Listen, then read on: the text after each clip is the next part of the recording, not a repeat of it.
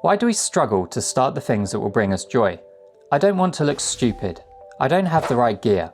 I'm too old to learn to DJ. Fear has been holding you back from pursuing your passion, but today we're putting an end to that. Our comfort zone is like an imaginary prison, and most of the time, we don't even know we're in it. I've been trapped inside this prison before, but I managed to break out. I want to help you escape as well, so you can overcome your fears and start doing what you were born to do. I was serving a life sentence for comfort zoning. As a young lad, I rarely took up any new hobbies because I was scared of looking stupid in front of other people. It was easy, safe, and comfortable, and my brain bloody loved it. Yes, bruv, that was well sick. I had a passion for music and wanted to learn how to DJ, but I had a set of stock excuses lined up. They were great. I'm hungry. My beard tickles. The humidity's too high. My brain was literally cock-blocking my every move. To break out of this prison, we need to know why our brain likes it so bloody much in there. Doing the same routine over and over gives you confidence, and in turn, competence. That reduces the risk of doing it massively, which your brain absolutely loves. The only risks I take are in love. It's a survival instinct. You've done it 1,000 times before, you know the mistakes to avoid. Like don't kick a woolly mammoth in the nuts.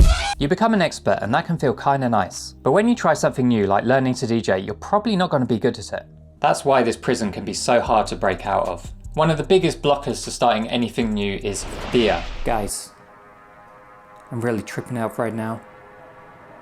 What if I DJ? Someone hears me fucking play. What am I gonna do? One of the big attractions with the comfort zone is because you aren't taking any risks, nobody can tell you that you suck. I've worked out how to spin this into a positive, and I'm gonna get to that in a little bit. I want you to think back. Have you ever taken a risk in your life that's ended up paying off? Maybe you asked someone out and they said yes, or you skydived and you didn't die. Most of us have at least one story like this. But isn't it funny how quickly we return to our old ways?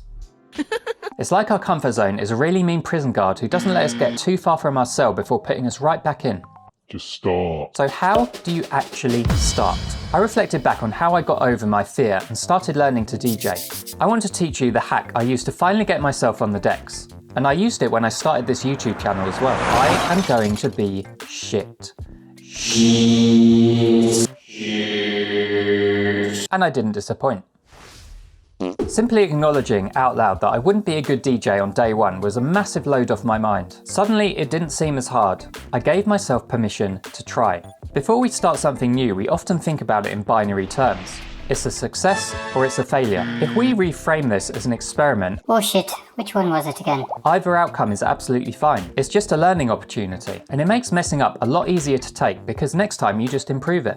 That applies to criticism as well. As long as it's constructive, it's just another way that you're going to learn how to get better. You dropped some more like drops in the stock market. Now I'm not going to pretend failing is easy. I've spoken about a few of the times that almost made me quit DJing in another video. But the more you give yourself permission to fail, the easier it gets. And the more times you try again, the less you fail. Imagine your last holiday. It started with a simple thought. I want to go on holiday. But behind that thought lie a series of small tasks that need to happen in order to make it a reality. Starting to DJ can be daunting. There's so much information out there, it's hard to know where to even start. Dividing it into smaller tasks makes it a lot more manageable and achievable. Download some tracks, learn how to set up your decks. Subscribe to Chris's awesome monthly newsletter filled with tips for DJs of all abilities. Link in the description. Congratulations, your fear is behind you and you can finally begin your amazing DJ journey. And you might be thinking the next thing you need to do is learn how to beat match. But wait, there's actually something even more important than that you should learn first. I made a video explaining the basics of phrasing so you can get started right away.